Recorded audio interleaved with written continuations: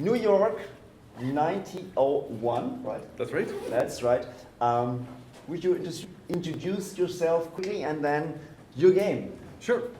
I'm Chénier La Salle. I come from Canada. My day job, and I think most of us have day jobs. My day job is Canadian diplomat.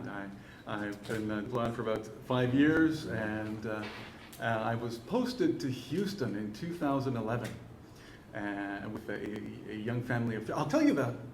This was the opportunity just to tell you the history behind the game. I have a family. I have kids. Let's start even before. When I was young, like many of you, I played Dungeons and Dragons and war games, simulations from Avalon Hill and stuff like that. Played until college.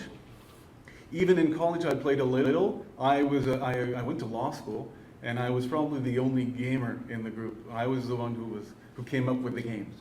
I remember when we were in law school, I came up with Junta, which is a simulation of a banana republic. We know that game here. You know that game? Well, yes. It's popular, which is cool. And I think it's one is of the. It Pegasus? Yeah, no. It's one of the games where disgruntled players are part of the mechanics, which is cool. And I also play Nuclear War, which is absurd, and when you think of it, kind of, ugly. But it's so absurd that it becomes funny. And I played that with the normal folks who aren't gamers. But I was the one who would come up with games for people to play. And after college, there was a hiatus for about 15 years. I didn't play any board games. I still kept a lot of the old games. I still have some of the old Avalon Hills and Dungeons and Dragons modules. And when I was younger, I tried to create a few modules, but I never finished them. 15-year hiatus after college. I'd be lying if I said I didn't play any games, but I played mostly computer games. And then later in life, I have kids of my own, and we're looking for something to entertain them on the weekend. And then that's when I rediscovered board games. My wife went to a shop at the time we were living in Alberta, I think in Edmonton, and she brought back actually a Ravensburger game, a German game, called, and I remember the English name, which was That's Life, and I learned the German one, which is Verflixt, I think. And we were playing that, and I thought the presentation was beautiful. You know, the pieces were thick, whereas games when I was young, it was all fairly flimsy on paper and all that. So I was rediscovering a market that had completely changed. The production level was much higher. Also, they were more accessible. When I was young, you had one extreme, you had the roll of dice and pick money. And on the other end, you had these ridiculously complex war games and a few selections in between. Now it's a broad spectrum. So, and the game that got me started, a lot of you will, for a lot of you, it's often Ticket to Ride or Catan or something. For me, it was Verflixt. And then I played that. This is clever, simple. You pick it up. It's negative, positive, and all that. I want to find more because I still had that in me. I was a gamer when I was young. So I started to do a bit of research online. Board Game Geek. Discovered the family game selection because that's what I was trying to find for my young family.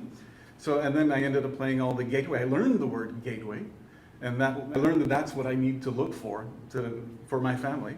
So I discovered Carcassonne, I discovered Catan, I discovered Turn and Taxes, I discovered, well, you name them, that level. It's very interesting also, but we have to time pressure. Sure. We're also interested in this game. I was just about.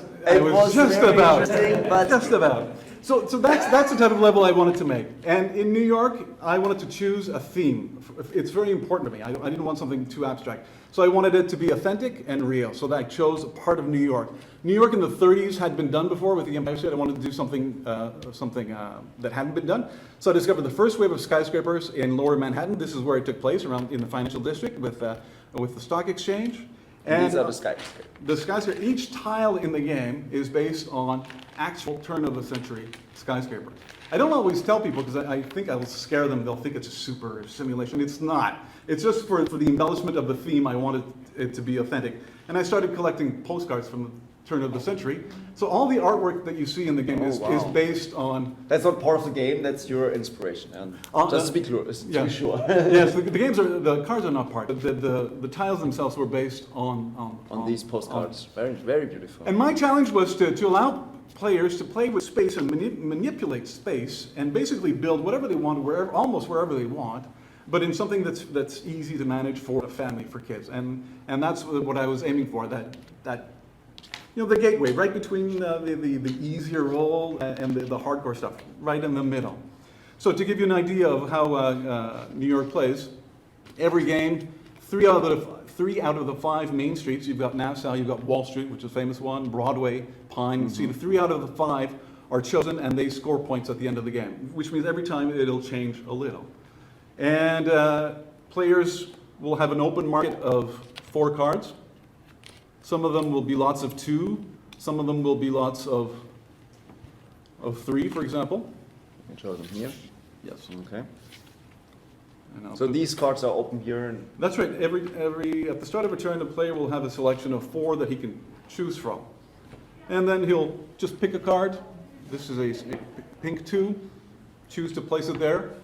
He can build one of his skyscrapers right away, or he can choose to, on a later turn, to accumulate land to build something a little bigger. okay. There's a progression through a cycle. Players start by building bronze skyscrapers and score points. And when they reach 6 points, they can start to build silver. When they reach 18, they can start to build gold. Here is silver and this is gold. That's right. Yeah, okay. So if I have this one, I can just kind of build 2 Yes. like this. Or it could cross here. Yep. Yeah. So I need, if I really want to build this, I need, and these are the markings of the specific land. That's right. The thick lines are the ones that mark a lot. Okay. So you accumulate lots. I would need this to place this here, right? Because it's Yes. yeah.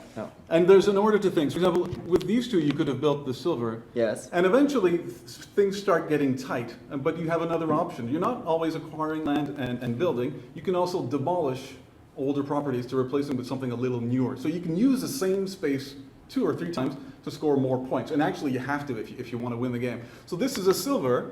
What beats silver? Gold. So you can find a building. For example, if you owned this, you do. Yeah, here. I do. So this is silver, this is gold. This is your land. You can demolish it to replace it with a gold skyscraper. And then it's in the end of the game. It's like if the Broadway is scored, this is good, right? Because That's right. It's on Broadway. Absolutely. So the end game's scoring conditions are, you have 2 types. One of them is the streets, and you also have 5 distinct bonuses that come in play that will reward you for doing something different. For example, this one will reward you for majority in silver, bronze, and gold. This one will reward you when you outshine your opponents. For every time you build a gold skyscraper next to an older skyscraper that belongs to your opponents, you score some extra points. This one sort of turns the game on its head and rewards you for keeping your bronze skyscrapers on the board until the end. Normally they're demolition fodder. You want to build over them so you can use the same space, but this one allows you to score more points. So it's a bit of a planning challenge. This one rewards you simply for having gold skyscrapers in as many districts as possible. And this one allows you to, rewards you for having the irregular shaped skyscrapers on the board by the end. So these are the ones that are not rectangular or square. Okay. And these are of course more difficult to They're more, accumulate the land. they can be easier or more difficult. And some of them are bronze and silver as well. So not only do you have to fit them, but once you place one of these bronze ones, you have to worry about not needing to demolish it because you're affecting your bonus. So every card forces you to approach the game with a different strategy. Okay, very. And this one, what's this? These are the starting player characters. The story behind the game is, and all of that is to build a strong theme for a family and for gamers. So they have no special abilities, just the... No, maybe in an expansion someday. Okay. Maybe in an expansion these will get special abilities. But no, it's just your starting property. Okay, great. And these cards, we haven't Yes. talked about them? Players have 3 action cards that they can use once per game. And they're fairly powerful. If you haven't used them by the end of the game, they're worth 1 point, but you might as well use them when you hear what they can do. This one allows you to pick 2 lots from the market. Normally the market has 4 available cards. Once per game you can take 2, but you can't take the bigger lots. This one allows you to flush the open market and replace it with 4 new cards. And this one allows you to build a second skyscraper on one of your turns. Okay. So, thank you very much. Are there any questions here or in the chat? No? Thank you very much.